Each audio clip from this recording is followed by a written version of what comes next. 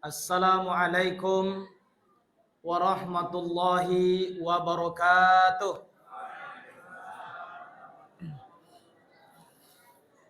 Bismillahi walhamdulillah.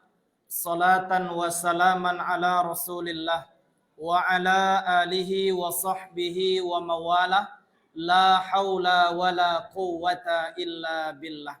Asyhadu an la ilaha illallah wahdahu la syarikalah. Wa asyhadu anna Muhammadan abduhu wa rasuluh sallallahu alaihi wasallam la nabiyya ba'da.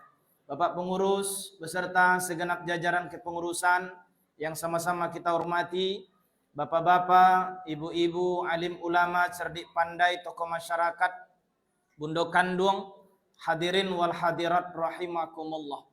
Kembali kita bersyukur kepada Allah Subhanahu wa taala.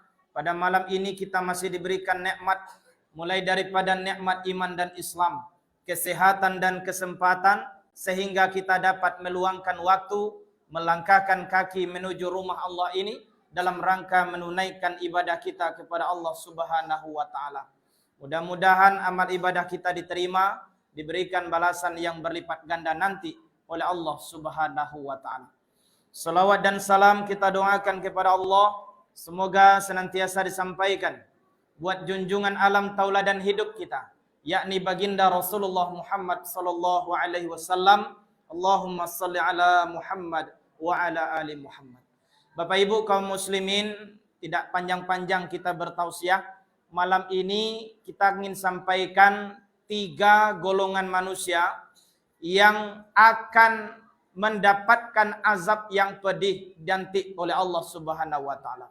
Dasarnya Bapak Ibu kaum muslimin, dalam sebuah hadis riwayat Imam Muslim, Rasulullah sallallahu alaihi wasallam bersabda, an Abi Hurairah radhiyallahu anhu qala, "Salasatun la yukallimuhumullahu yaumal qiyamah wa la yuzakkihim wa la yanzuru ilaihim wa lahum adzabun alim.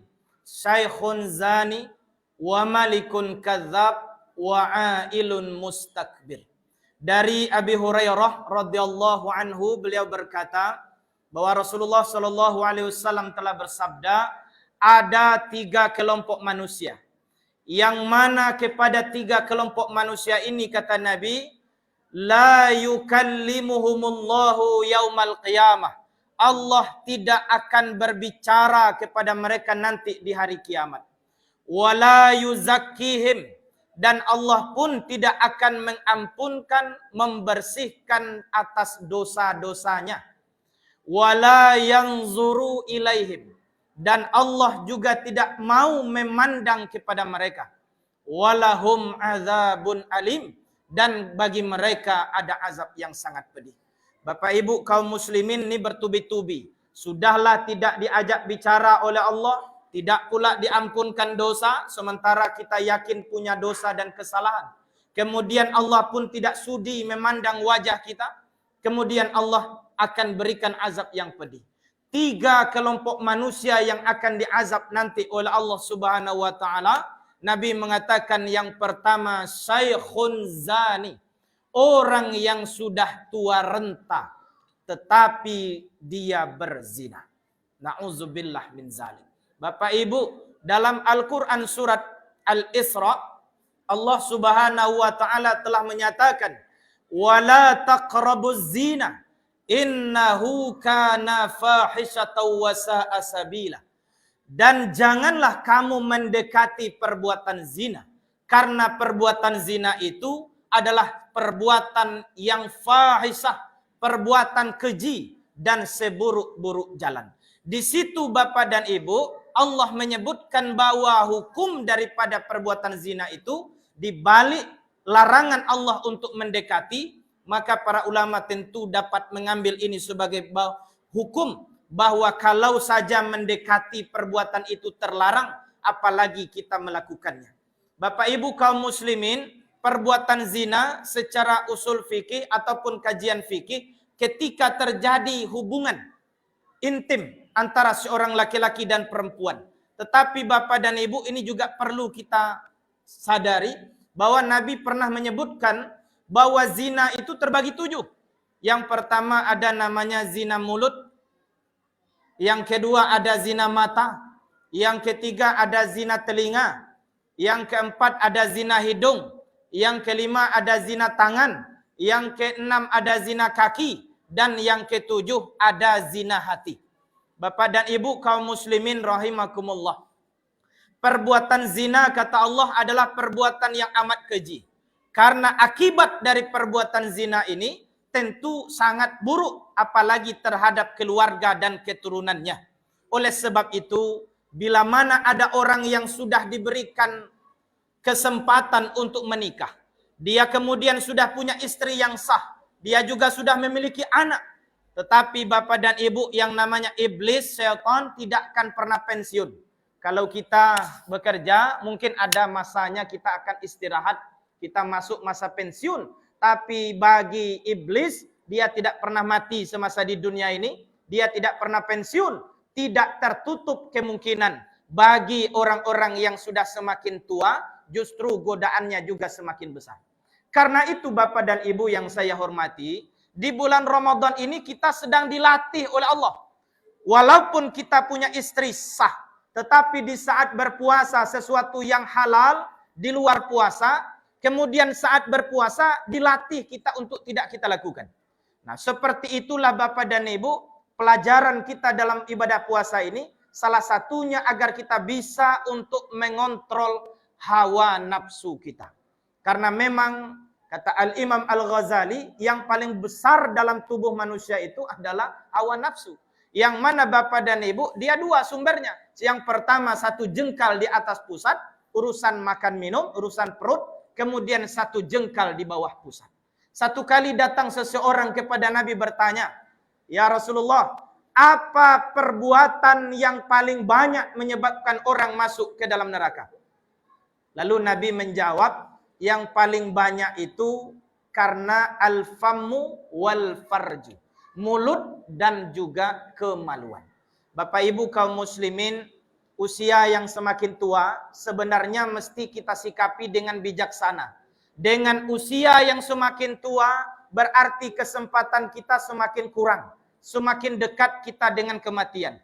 Maka sejatinya Bapak dan Ibu, Nabi juga menjelaskan, orang yang beruntung dalam hidupnya di dunia itu, pertama dia punya umur yang panjang. Dia punya usia yang panjang. Lalu kemudian dengan usianya itu bertambah banyak pula ibadahnya. Jadi Bapak Ibu rahimakumullah, salah satu yang harus kita lakukan, apalagi kita dalam berpuasa, kita harus belajar dan berlatih untuk bisa mengontrol hawa nafsu.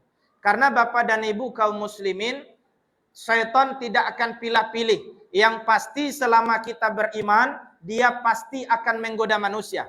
Baik itu tua ataupun muda. Karena itu perlu kita menjaga diri kita. Menjaga dengan iman dan ketakwaan kita kepada Allah Subhanahu wa ta'ala. Yang kedua Bapak Ibu kaum muslimin, kelompok manusia yang akan diazab oleh Allah dengan azab yang pedih nanti, wa malikun kadzab, seorang pemimpin, seorang penguasa, tetapi pendusta. Bapak Ibu kaum muslimin, setiap kita ini kata Nabi adalah pemimpin. Kullukum ra'in wa kullukum mas'ulun an ra'iyatihi. Setiap kamu adalah pemimpin dan setiap pemimpin pasti akan dimintakan pertanggungjawabnya. Karena itu Bapak dan Ibu, tidak ada peluang bagi kita untuk berdusta, berbohong. Karena pada akhirnya kebohongan tentu akan membawa dosa. Dan kebohongan akan membawa suatu perbuatan yang zalim terhadap orang yang dipimpinnya. Oleh sebab itu Bapak Ibu kaum muslimin, bila ada seorang pemimpin yang adil, bila ada mereka yang amanah, jujur kepada rakyatnya, tentu mereka akan diberikan keutamaan. Salah satunya, sebagaimana Nabi menyebutkan, ada 3 kelompok manusia yang doanya tidak akan ditolak oleh Allah. Salah satunya al-imamun adil, seorang pemimpin yang adil. Termasuk di dalamnya Bapak dan Ibu, pemimpin yang adil tentu dia juga mesti berbicara, mesti berkata, berbuat sesuai dengan apa adanya, berada di atas kejujuran. Bapak Ibu kaum muslimin, Nabi menyebutkan dalam hadis, "Alaikum bisidqi, fa inna sidqa yahdi ilal birri, wa innal birra yahdi ilal jannah." Jadilah kalian orang yang jujur, karena kejujuran akan membawa kepada kebaikan, dan kebaikan akan mengantarkan kita kepada surga. Bapak Ibu kaum muslimin, jemaah rahimakumullah. Seorang pemimpin yang pendusta, maka kemudian Allah akan azab dia nanti di akhirat dengan azab yang pedih. Yang terakhir, yang ketiga, Nabi menyebutkan kelompok manusia yang akan diazab dengan azab yang pedih itu, wa'ailun mustakbir. Seorang yang miskin tapi dia sombong. Na'udzubillah. Bapak Ibu kaum muslimin, meskipun demikian orang yang diberikan harta berlimpah, jabatan tinggi, fisik yang baik, kemudian juga ilmu yang tinggi, tentu tidaklah boleh ini dijadikan sebagai pakaian manusia. Karena kesombongan Bapak dan Ibu hanya dipakaikan oleh iblis. Oleh sebab itu Allah pun dalam 99 Asmaul Husna tidak memiliki nama yang baik Al-Kibir ataupun sombong. Oleh sebab itu mari kita Bapak dan Ibu jaga hati kita. Karena kadang-kadang iblis itu masuk bukan lewat apa yang kita punya. Kadang-kadang karena ibadah itu bisa dijadikan alat untuk mendatangkan rasa ujub, takabur di dalam diri kita.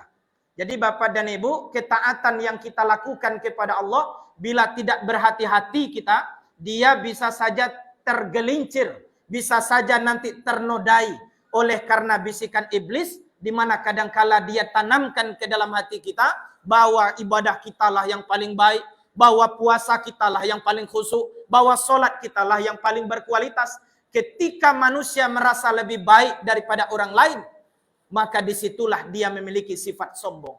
Nabi SAW mengatakan al-kibir, bahwa kesombongan itu adalah orang yang memandang remeh orang lain dan orang yang menolak kebenaran. Batarul haq wa ghamtun nas. Orang yang sombong, kata Nabi, adalah orang yang menolak sesuatu kebenaran karena dia merasa lebih baik, dia merasa lebih pintar, dia merasa lebih hebat dibandingkan orang yang menyampaikan kebenaran itu kepadanya. Dan orang yang sombong, kata Nabi, wa ghamtun nas, dia menganggap orang lain itu rendah. Bapak Ibu kaum muslimin jemaah rahimakumullah, mari kita berusaha di bulan Ramadan ini, kita berlatih bagaimana kita tetap berada dalam ketaatan. Sebagaimana Nabi juga mengajarkan doa agar kita senantiasa berada di dalam ketaatan. Bapak Ibu kaum muslimin, mudah-mudahan dengan ibadah puasa yang kita lakukan, yang kita niatkan hanya kepada Allah Subhanahu wa taala, yang betul-betul kita lakukan secara sungguh-sungguh, mudah-mudahan akan membawa kita menjadi insan muttaqin, yang tentu di antara ciri orang-orang yang bertakwa itu, mereka harus mampu untuk menjalankan setiap perintah Allah dan meninggalkan semua larangannya. Mudah-mudahan Bapak dan Ibu, 3 golongan tadi kiranya tidak ada dalam hidup kita. Jauh-jauh kita daripada persoalan 3 tadi. Yang pertama, orang yang sudah tua, kemudian dia berzina, kemudian pemimpin yang berdusta, dan mari juga kita berusaha dan berdoa. Mudah-mudahan kita juga dijauhkan oleh Allah daripada kemiskinan yang kemudian membawa kepada kesombongan. Mudah-mudahan bermanfaat Bapak dan Ibu kaum muslimin. Terima kasih atas segala perhatian dan mohon maaf atas segala kekurangan. Billahi taufiq wal hidayah. Assalamualaikum warahmatullahi wabarakatuh.